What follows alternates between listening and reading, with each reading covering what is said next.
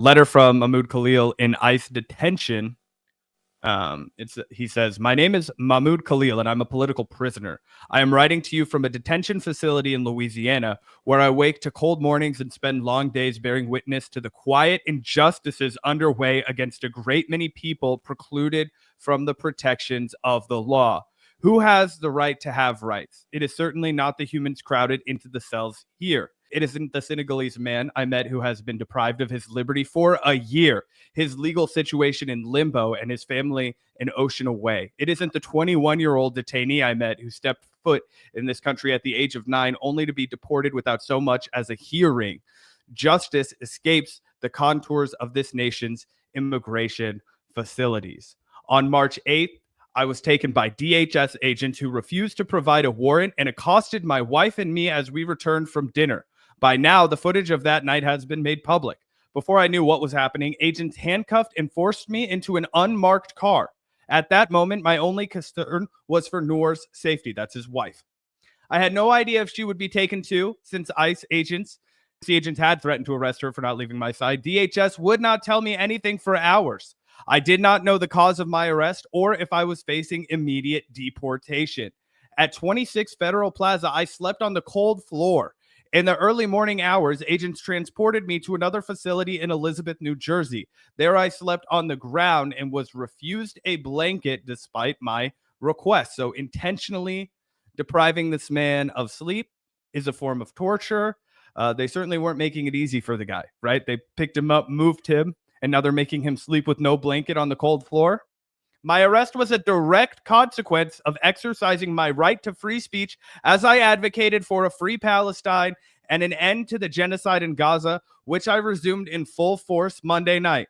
With January ceasefire now broken, parents in Gaza are once again cradling two small shrouds, and families are forced to weigh starvation and displacement against bombs. It is our moral imperative to persist in the struggle for their complete freedom. I was born in a Palestinian refugee camp in Syria to a family which has been displaced from their land since the 1948 Nakba. I spent my youth in proximity to yet distant from my homeland. But being Palestinian is an experience that transcends borders. I see in my circumstances similarities to Israel's use of administrative detention, imprisonment without trial or charge to strip Palestinians of their rights. I think of our friend Omar Khatib, who was incarcerated without charge or trial by Israel as he returned home from travel. I think of Gaza hospital director and pediatrician Dr. Hassoum Abu Safia, who was taken captive by the Israeli military on December 27th and remains in an Israeli torture camp today. For Palestinians, imprisonment without due process is commonplace. I have always believed that my duty is not only to liberate myself from the oppressor, but also to liberate my oppressors from their hatred and fear. My unjust detention is an indicative of the anti-Palestinian racism that both the Biden and Trump administration have demonstrated over the past 16 months as the U.S. has continued to supply Israel with weapons to kill Palestinians and prevented international intervention. For decades, anti-Palestinian racism has driven efforts to expand U.S. laws and practices that are used violently to repress Palestinians, Arab Americans, and other communities. That is precisely why I am being targeted. While I await legal decisions that hold the futures of my wife and child in the balance, those who enable my targeting remain comfortably at Columbia University. Presidents Shafiq Armstrong and Dean Yarhim Milo laid the groundwork for the U.S. government to target me by arbitrarily disciplining pro-Palestinian students and allowing viral doxing campaigns based on racism and disinformation to go unchecked. Columbia targeted me for my activism, creating a new authoritarian disciplinary office to bypass due process and silence students criticizing Israel.